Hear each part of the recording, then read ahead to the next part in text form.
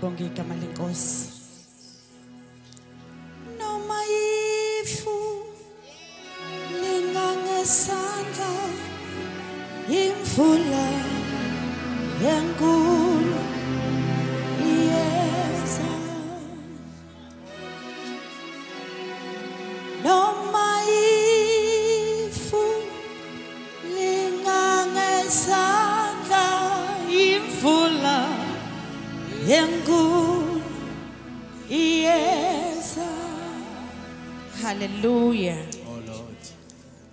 Noma ifu lingangesandla imvula enkulu iyeza. Ngifuna sisho nje bazalwane neside sisho uyabona nawe uduzivu ba uyasho yabona. La uzifile na ukuthi uyasho yabona. Bese ngizosheshe ngisuke ngoba kunenkonzo ntambama.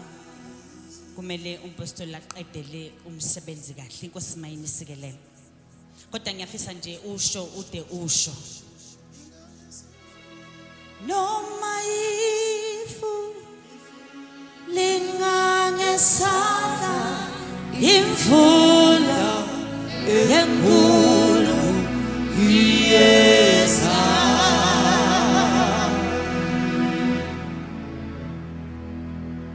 Oh haleluya ibamba wedumo. Sengisho nje nibambisane nje nibambisane. Ngifisa usho udusho. Noma ifu lingangesandla imvula enkulu iyeza. Ngifuna usho nje usho kuwe. Kuthiwa lana we are here to ukuzothi kuthiwa senza into bathandekayo. Kuthiwa sinento erayiza ini i-altar of prayer and worship.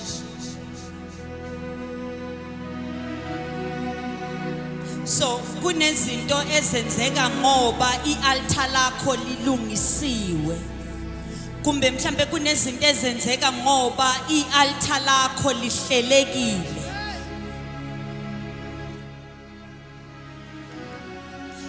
Mangiqale ngithi ngibingelele abefundisi abakhona endlini bonke. Mhlambe ngihloniphe ubaba wala ekhaya nomama ngiyakholwa umuzi nomuzi unenhloko. Ngibingelele ke bona bese ngibingelele ubuholi bonke obukhona phakathi kwethu. Amen. Bingelele kabefundisi ngokweinhlalo nezihlalo uNkulunkulu abathembe ngazo kulesi sikhathi. Amen. Hlonipheke umama engimbonayo ngonkosami amacala maningi angeke siqede manje. Amen. Kodwa ngiyabingelela Nkosi umusama inisikelele. Bingelele kumzimba kaKristu wonke egameni lika Yesu. Nginihloniphile bazalwane nonke. Nkosi mayinenze kahle. Kuthiwa ke bazalwane sizokwenza lenkonzo ye altar of worship and prayer. Ngifisa engathi ungayibamba into ethi ungalenza iphutha lokucula kakhulu umemezele kakhulu ngenali altar. There is no worship and there is no prayer without an altar.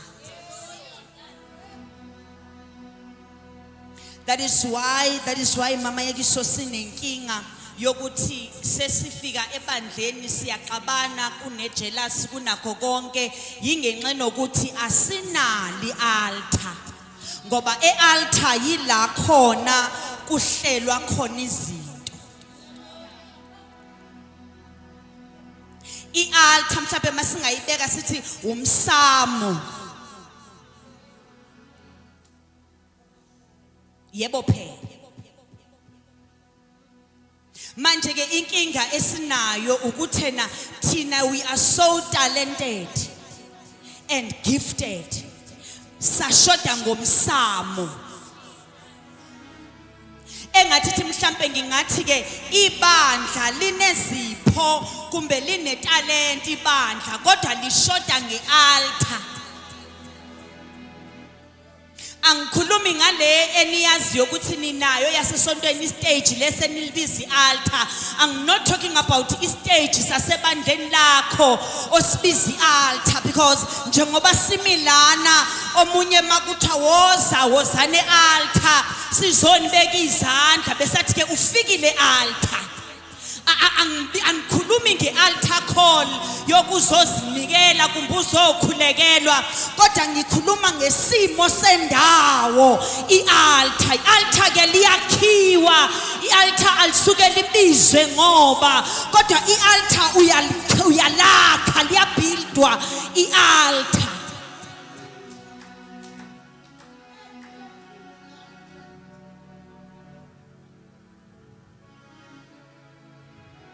Amen. Manje na ke into esihluphayo iyodwa ukuthi safike ebandleni kuculwa kamnandi sagijima kwathiwa yangena inhlahla ekhaya seza ngaphambili sabekwa izandla kwathi ngophumelelayo wena ngoba uJesu usefikile siyabonga impela kunjalo, kodwa into egcina umuntu kulento yakhe ialtar, ngoba ialtar yila kuqhunyiswa khona. Ungalenzi iphutha usonke kakhulu ungenayo indawo la uqhumisa khona.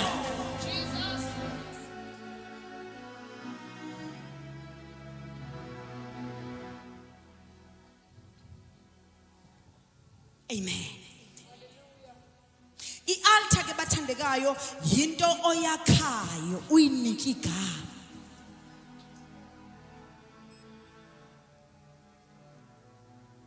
Ungalenzi iphutha ube ngumculi wesonto.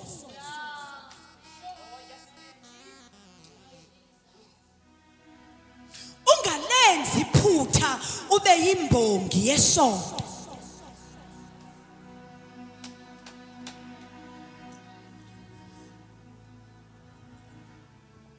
Why? Because i-worship akusiyingoma. I-worship yinto eyenziwayo wawufika e-altar. We are not talking of ukucula wawufika esontweni. There is a difference yokuthi wawufika esontweni unephimbo, you can sing. That's a totally different thing. Ukuthi uma sikhuluma nge-worship, it's something othi wawungene e-altar uyenze.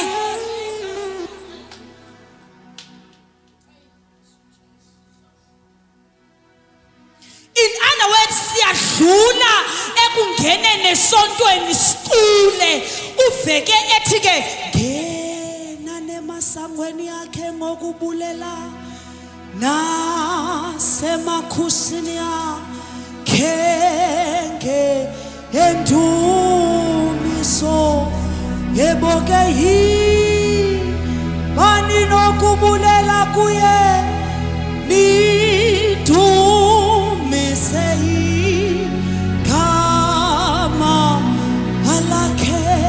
ngamanye amagama siyangena esontweni bese sithi sesiqede sifikile esontweni singene emakhusini.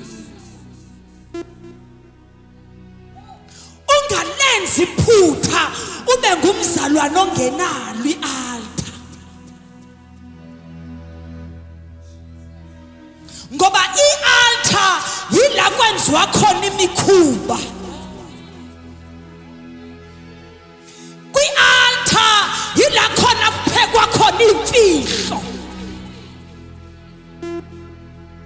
Engane uyazazi nawe ngalesikhathi bawusahambe ezandawo ubuzihamba uba ukayeki, ngoba phela nina ninqena ukuhamba ngoseni lapha niphinde niye endumbeni. Engana nje nithi manihambile nifike niyazi into yobana manibizelwe endumbeni niyayihlonipha i-altar yendumba yalaba nibahamba. Uyasuza babiza ngekhamu kabuneqhala, but bese ngisitsho nje into yoba kulaa ndumba ukhuyihambe nihamba phela nina ngoni lapha. Anikonqena uhamba niphinde nibuye.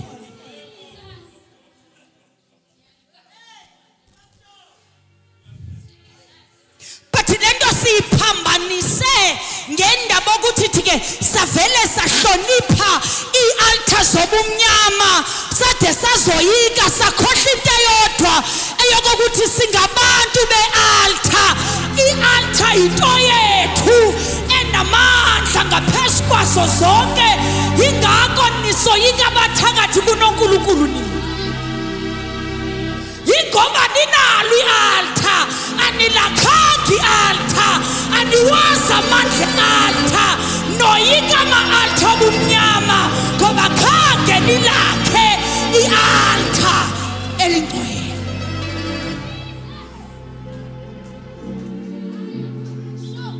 Udumisa kangaka una-altar usasaba into yobana yazi banento abayigcobisayo emsebenzini.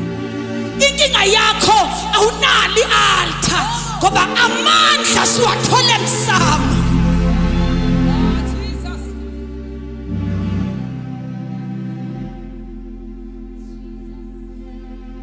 Thina bakhulela emakhaya bowuthi mangabana siphuma mawubuya suke ekhaya uze eGoli athi ugogo ningahambi ningangena ngendlini enkulu.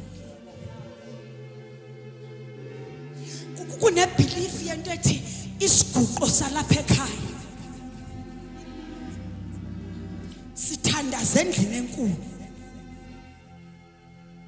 Ubengavumi ngisho noba impahla senizifake emotweni athi khiphani ikhwama ziqala endlini enkulu. Yebathandekayo kunamandla kwi-altar alenza iphutha usonto ungazenzela nge-altar ungenayo indawo yokuqhumisa kubi manje awukwazi udepende esontweni estage awukwazi udepende estagini sasesontweni ngoba nezi stage zinento zazo kwezi stage abantu bafaka into zabo awukwazi udependa ungenile bandla.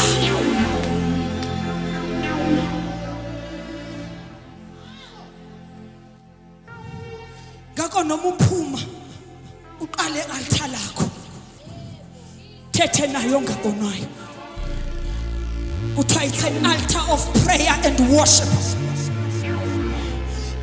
Prayer it's a communication.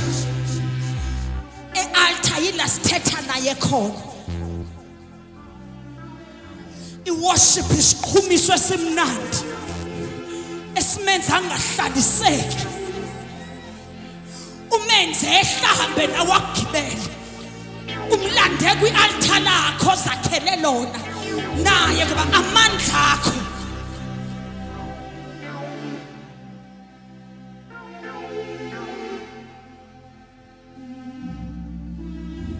ukwazi udepende estage. Iproblem esinayo manje apostoli ukuthi ibandla likaNkulunkulu lakha amaqonga lakha istage to perform, to act church, to compete ngama gifts and talents. Kwakhiwa istage ukhutshiswana ngestage esakho si-round esakho sinamakhona kuya ngokuya wesisi ngoba indaba isekuthini istage sasebandleni lami mangime kuso uzuthatha icontent kubhizi manje agibele stage ufuna into yokubukwa yewethu kodwa mawungene altar awukwazi ungene altar ngevlog.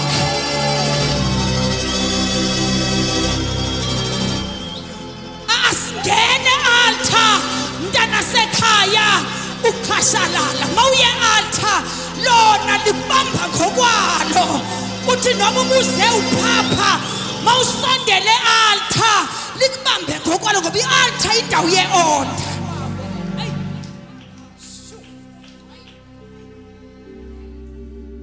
Yabona mawusathi mawungenile uthi uzulibambe xa ndiphitsha uhlale pha uyizume pha usesestage awukafike altar. Yabona mawuzuba prepare mawuzozokhonzisa usaye stage on your performer kahle. And that is the challenge that we are having even kubafundisi. It's not just kwibandla kumbe kubazalwane ikhona ngisho kubefundisi, they prepare themselves ukuthena i-content. Okusho ukuthi ngempela silahlekelwe asina altar bathandekayo. As much as isikhathi sihambile sishonta ngendawo yemfihlo zethu, ingakho kwenziwa wonke amanyala ebandleni yingoba sinandawo yemfihlo ngoba kwi-altar ngeni noma ubani.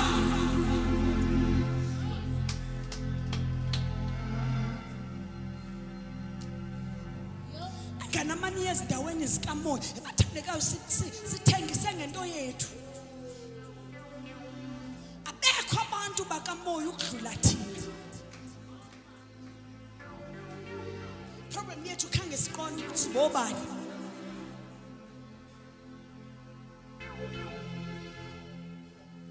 Engane bathi mabezonifaka eindumbeni zabo mabekubona ngathi udangerous kulento elapha ngaphakathi bathi ungangeni. Kodwa kule yethu stage ungena nanoma ubani ephethe nanoma yini. Ngoba yakhiwanga istage sivulekile. Akwakwathiwa come as you are. Asambeki ukuthi ke manje that was come as you are to Christ. Ukuthi uzohlanjwa ngegasi masifike e-altar esigoqa konke angenwa noma kanjani.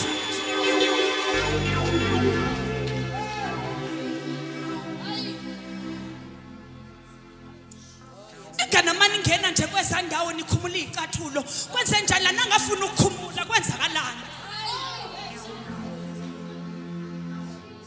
Engana ngale ngibize ngegama ngoba mhlawumbe sosembize yakho yabona ngithi mina ngale uyakwazi ngale. Yasikhumula masukhuye ngale ne. Sowayeka. Uyishayela izandla mawuphendukile. Ovele benisiya senila vele senankinga siyaphenduka bathandekayo sendleleni ngisho basohambeni kodwa ke naku ke ngithi ke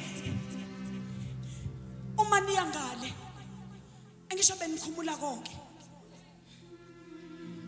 hayibo webangcwele phela ngale angisho aningeni ngisho nangotight eindumbeni zalabantu laba ya kodwa lana nonqena ungena ngetight ngwayi kwenze njani kumzi wonke nalona indumba yebethandekayo indawo lena yobukhwele kwenze njani nangehlukanisi. Hayi Jesus hayibo webathandekayo namasesithi sikhuzile niyakwata hayibo bangcwele nalona kumsaba kungena nanoma kanjani. Sho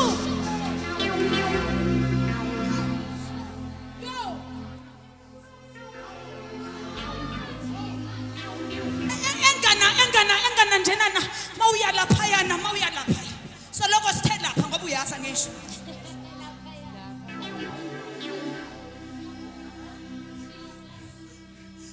bawuboleka ngisho nendwangu next door ngoba kungenwa umaphunapuna uhlonitshwe izilwane zakhona kodwa how much more the God we serve.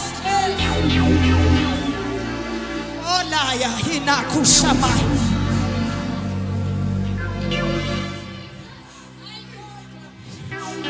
hinika hila hosaya ela hida koshapa lalela awesabu phumekaya get tight sufake ne crop top ayini bathandekayo ayikabi bangcwele kodwa sikule kodwa benithi niyenzelani nina lento kanti anikho ready. Ningaboyi thinta izinto ezibucayi ningekho ready.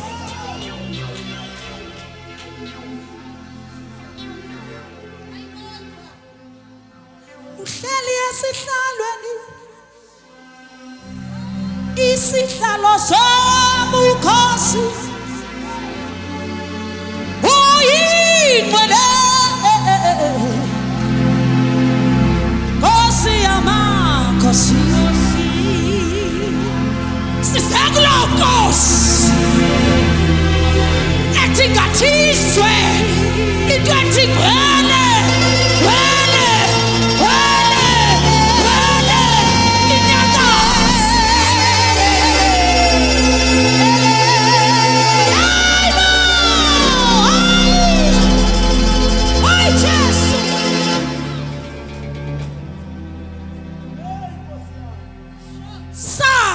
sinento esingayi-understandi siyingane kithi ugogo mbe singathandazi ningabekanga nto emahlombe.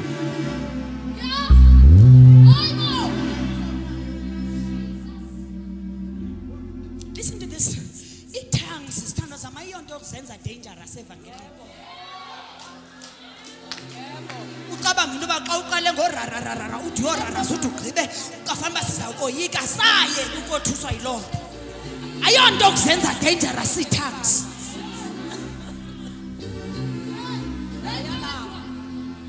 Sesibabathe dumisa ribo khosho yima asamba siyongena.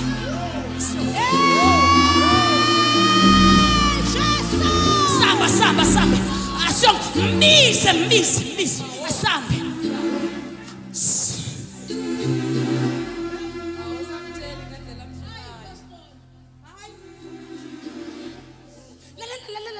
Lithi iBhayibheli wehla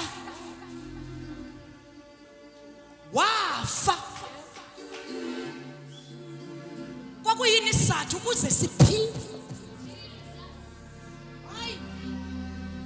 So salvation is not a church. Asisonto insindiso siyayiphila.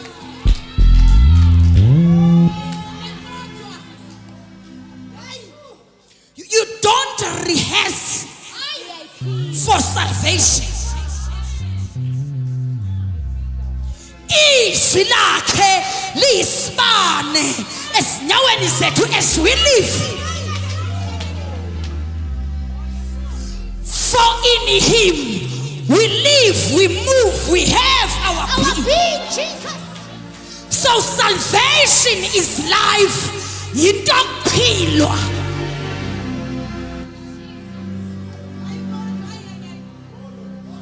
Ungalenzi iphutha usonto ungekaphili.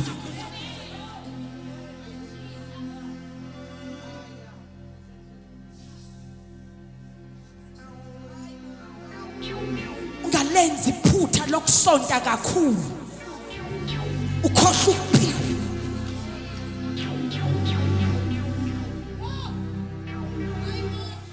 Phila so that uzoshayeka ngoba bubomi obu.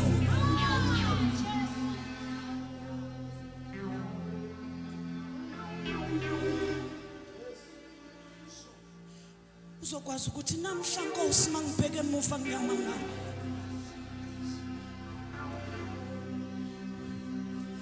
Then I want us to pray so that I hand over the mic.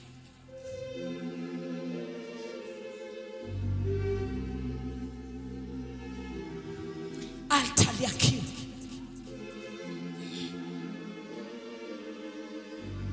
Ngoba i-altar indawo yemfihlelo. Uyinike igama. Ahlale uJehova nabe. Nabasezulwini baphelele. Uhamba unesibindi ngoba une-altar ephilile.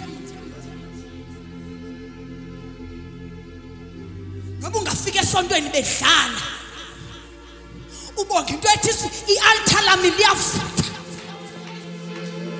Ngoba ungabathola bengathi amen. Unento ethi backup yasezulwini iyayazi lento. Esithethile altar.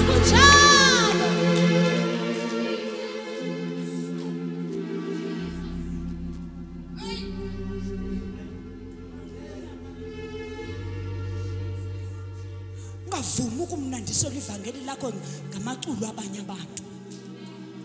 Akube nengoma kuwe. Mikhuba yakho yase-altar lakho.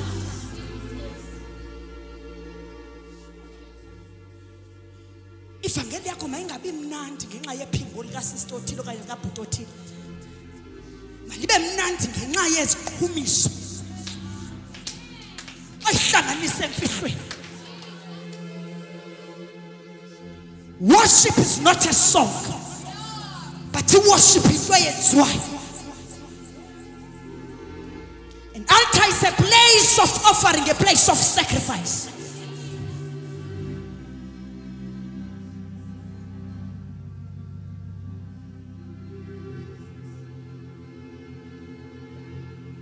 Standards. Mahlahla phansi kocingo. 1 Kings chapter 18.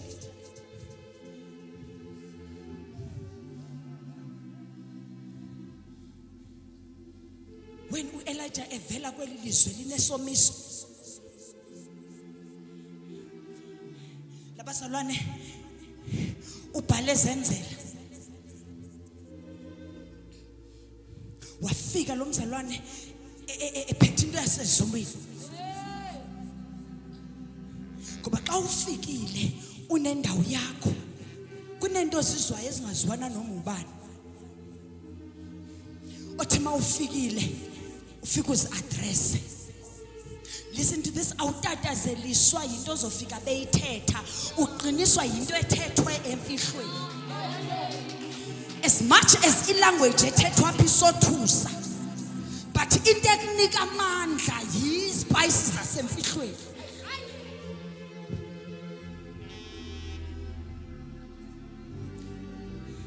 Lenkosi iqinani ke ngoku emandleni. Iqine enkosini nasemandleni nayo. Wathatha aphi ke na altar?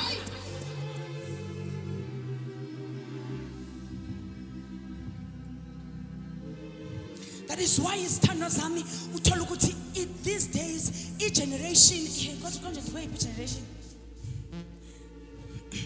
Zamucinga bathandekayo. Kodwa ke kwesi sikhathi sethu samanje sinenkinga yabantu abangakwazi ukubambana nenkosi. Sinenkinga ka copy and paste. Oshumayelayo odumisayo uphethe microwave ihleli job efuthumayo.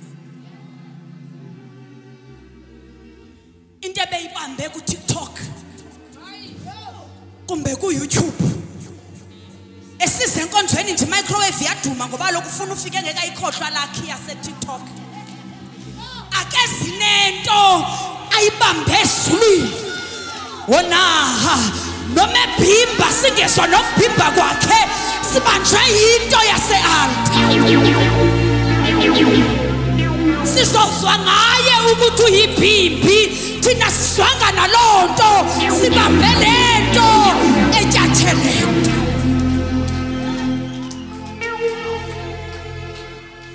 Koko copy and paste sisheshe sikuvena xa ubhimba nawe uduzive. Udumana usiqalelisa uxoleni bazana esithi cela wehlise kancane. Ngicela usithathe ikhiye phansi. Uyazibona nawe ubambekile.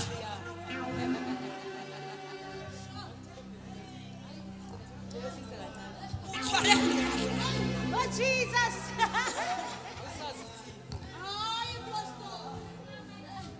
So lokhu khohlelile sorry bazalwane phethwe iflu ubambekile kahle kahle ngoba leya ubuzanayo yangale ayinakuthi iphimbo line flu usho kube kanye uthi bayethe khonyama yesu khonyama yakachitha wena uyisiqalo ngesiphelo.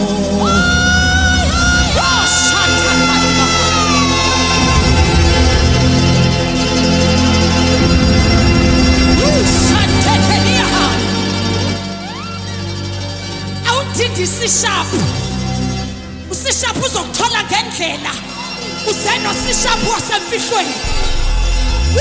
Shantekeleha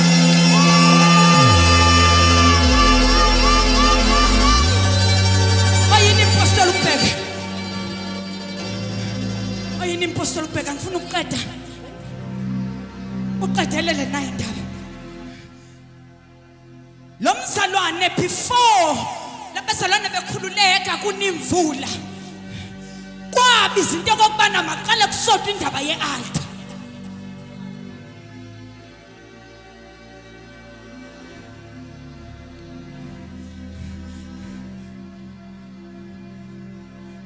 Yazi xa uphethe into yasekhaya uka uzuyabachomela uthi yenina basani fast.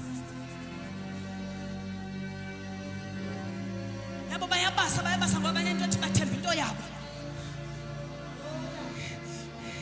Le ndoda iyodwa kodwa inomkhosi wasezulwini.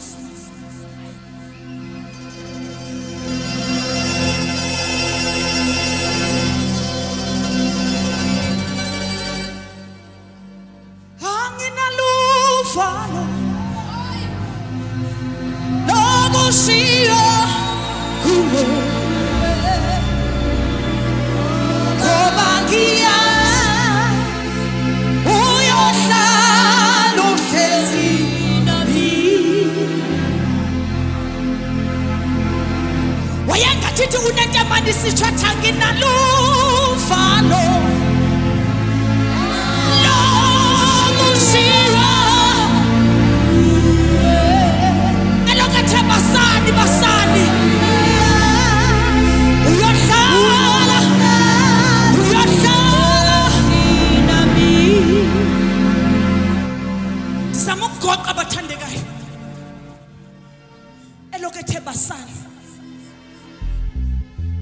uba nayo into efuna ukuchoma sulokuthe he will never leave nor forsake me. Yindaba wethemba ukuzethemba kwakhe. Wasethi ke galela namanzi bizana into yenu baloko beyibizile ayenzi lutho eze ngathi ngempela udlala ngabo athi hayi manikhwazani kakhulu madoda engana niyayazi nje lento memezani kakhulu mani mayenze sikhuluma ngamandla altar. Laba bantu bebesho ukuthi bane altar baphethwe.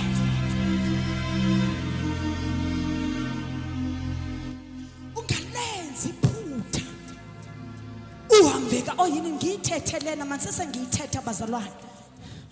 Ungalenzi iphutha. Yihloli altar kamfundisi wakho. Labazalwane babizwa ngegama elikhulu ngabaprofeti bakaBhali. Banathi sinabaprofeti bezalwane. Sinabona lapho masabaprofeti bethu. No prophetess, labo not yes. Ininsilento yethu siyakhula. Yethu iyayexpand. Hlole altar kamfundisi wakho. Yayibanga baphenduka ilima kuthiwa bizani phela. Hambi bangelide qiniseke ngomfundisi wakho kanti uhleli phezu kwe-altar lamanyala.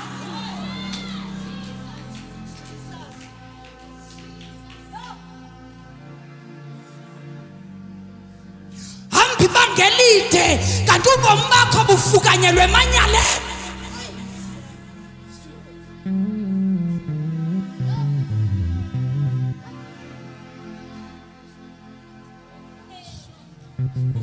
Kwasho ukuthi akwenzeki lutho. Kwasho ukuthi kwenza njani bathandekayo? Kwenzeki lutho. Wasengenelela ethi dedana senzeni. Walakhi altar verse 32. Walakhi altar. Yahlatshwa inkomo yabekwa inyama. Wasethi thelana amanzi. Waqeda yena wayibiza indoda yamandla, indoda eyazi i-altar, indoda ehlalayo e-altareni ihlala ngamandla amakhulu. Wavela uNkulunkulu wakhe engumlilo oqothulayo.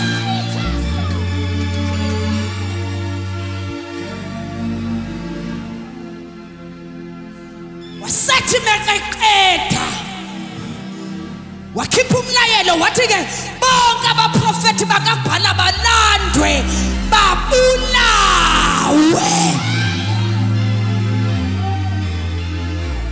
Where am I going with this as I rap? Kunezinto ekumele uzibhidliza ngisho we are here to rise. We are here to rise up this altar. Hloli altar lakho linawo yini amandla velaphi? Lamandla ngakusustain isibanga elingakanani? Abaprofeti bakaBhala everything that is Baalish must die. As powerful as you can preach, as powerful as you can sing, everything that is Baalish must die.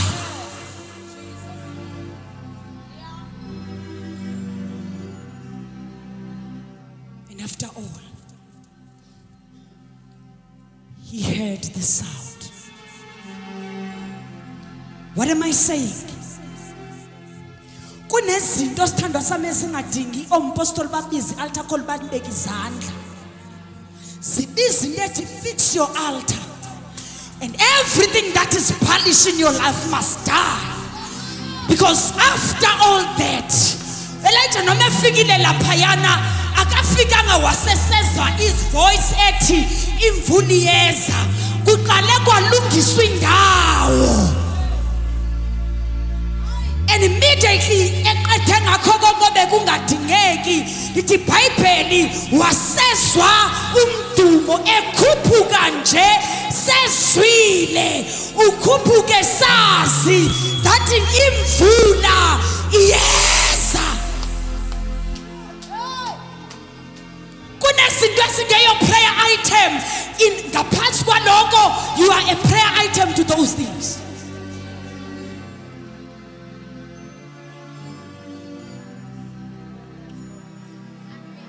He heard the sound after everything. Wakhuphuka. Umefika phezulu akasakhuluma akasenzi lutho ufaka ikhanda. Ngoba umsebenzi uphelele. Umamele wenza lokho inkosi ibithi ayikwenze. Bese inkosi yenza lokho kuyisidingo kudingeka imvula phela la.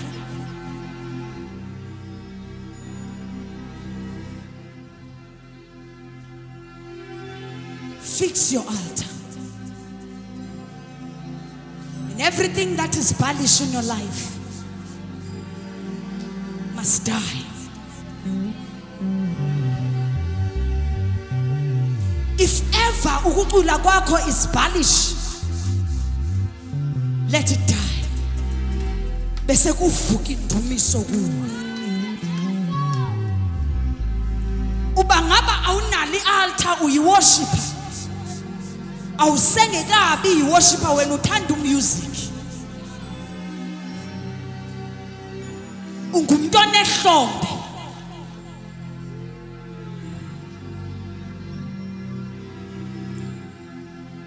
Glory, glory, glory.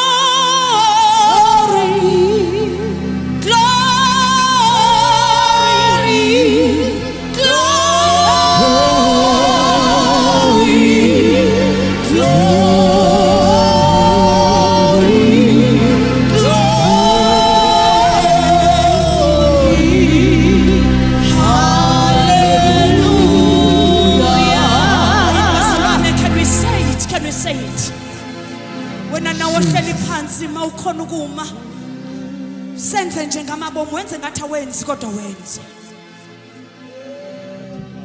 Wenze ngathi awenzi kodwa wenze. Glory.